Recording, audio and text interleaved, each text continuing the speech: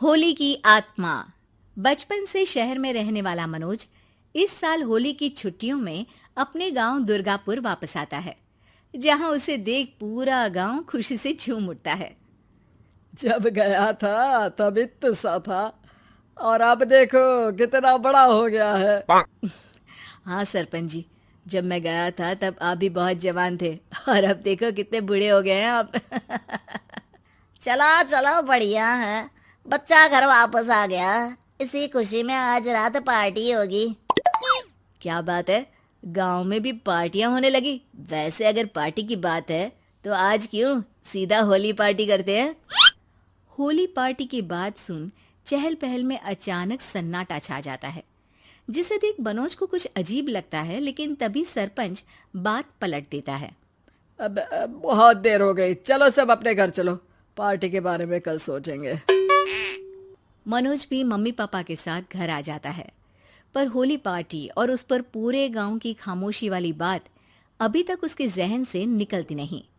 पापा, होली पार्टी की बात पर सब चुप क्यों हो गए थे? अरे होगी उनकी कोई अपनी बात। मुझे गांव की पंचायत ही थोड़ी पता है। थक गया हूँ, चलो सो जाते हैं, कल बात करते हैं। पापा की बात मानते हुए मनोज भी सोने चला जाता है। आज तो छुपा लिया, लेकिन हफ्ते बाद जब होली का दिन आएगा तब इसे कैसे रोकोगे? अगली सुबह सूरज के साथ ही मनोज भी गांव घूमने निकल जाता है, जिस पर रास्ते में उसे अपनी ही उम्र के कुछ लड़के भी मिलते हैं, जिनसे दोस्ती कर अब वो उनके साथ घूमने लगता है। इसी तरह कुछ दिन बीत जाते हैं और होली नजदीक आने लगती है। दोस्तों, होली में 4 दिन ही बचे हैं, पर गांव में उसकी कोई तैयारियां क्यों नहीं दिख रही? क्योंकि यहाँ होली नहीं मनाई जाती। अरे पर ऐसा क्यों? वो राजा भूषण। अरे तुम 4 दिन के लिए आए हो, क्या इतना सोच रहे हो? चलो कुछ खाने चलते हैं। इसी के साथ एक बार फिर होली की बात को टलते हुए देख मनोज को शक होने लगता है। वो घर पहुंचते ही इंटरनेट पर अपने गांव और राजा भूषण के बारे में जानकारी निकालने लगता है। क्या? मुझे आज तक ये नहीं पता था। ऐसा कैसे? किसी ने मुझे कुछ बताया क्यों नहीं?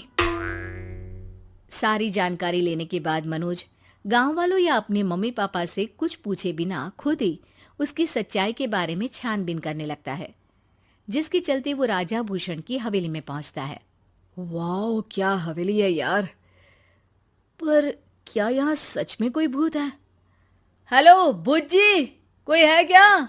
हम इस साल गांव में होली सेलिब्रेट कर रहे हैं, क्या आप उस पर थोड़ा इंटरव्यू देंगे? मनोज के ऐसा बोलते ही गांव में तूफान उठ जाता है और हवेली में रखी सारी चीजें हिलने लगती है। एक अदृश्य शक्ति मनोज को धक्का देकर हवेली से बाहर निकाल दरवाजा बंद कर लेती है। ये सब देख मनोज हैरान रह जाता है। क्या अभी मुझे हवा ने धक्का देकर बाहर निकाल दिया? मेरे होते हुए इस गांव में कभी होली नहीं बन सकती, इसलिए दोबारा ऐसी कोशिश भी मत करना, अंजाम बुरा होगा। आवाज सुन मनोज हैरानी से इधर उधर देखने लगता है, पर उसे कोई दिखाई नहीं देता। वो गांव वापस आ जाता है, जहां तूफान की वजह से सब कुछ तहस महस हो चुका होता है। आखिर ये तूफान आया कैसे? ना ऐसा कोई मौसम था और ना ही हमने होली का त्योहार मनाने की बात की थी। सरपंच की बात पर कोई रिएक्शन दिए बिना मनोज चुपचाप अपने घर चला जाता है। इस तरह देखते ही देखते होली का दिन भी आ जाता है और मनोज रंग लेकर गांव में निकल जाता है, लेकिन गांव पूरी तरह खाली होता है। अरे त्योहार का दिन है, धूमधाम की जगह मातम क्यों मनाया हुआ है? मनोज की आवाज सुन सब अपने घर की खिड़कियां खोल के घर के अंदर से ही उसे वापस जाने के लिए कहने लगते हैं, पर वो किसी की नहीं सुनता। तुझे पहले भी समझाया था, अगर होली खेलने की कोशिश भी की तो अच्छा नहीं होगा। अरे बात मान लो बेटा, तुम्हें सच नहीं पता। मुझे सब पता है।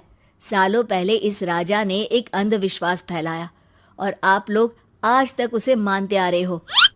अरे बेटा, जब तुम पैदा भी नहीं हुए थे उससे भी बहुत पहले से इस गांव पर होली का श्राप है। अगर गांव में होली का त्योहार मनाया जाता है तो प्रलय आना पक्की बात होती है। राजा भूषण इस सब में नहीं मानते थे और त्योहार मनाने लगे, जिसके चलते होली वाले ही दिन पहले उनके बेटे की और फिर उनकी मृत्यु हो गई।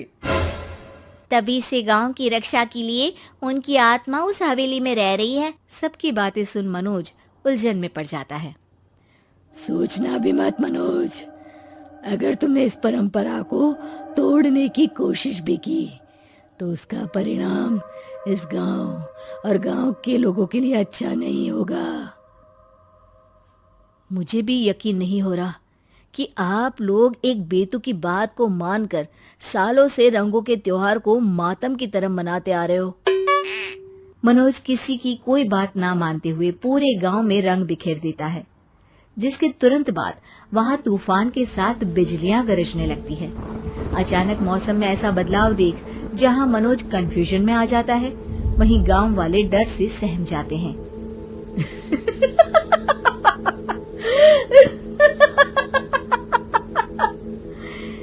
इस लड़के ने हमारे जैसे सिर्फ अपने स्वार्थ के लिए नहीं बल्कि पूरे गांव की खुशियों के लिए यहाँ होली मनाई है, जिस वजह से अब इस गांव पर होली का श्राप टूटता है।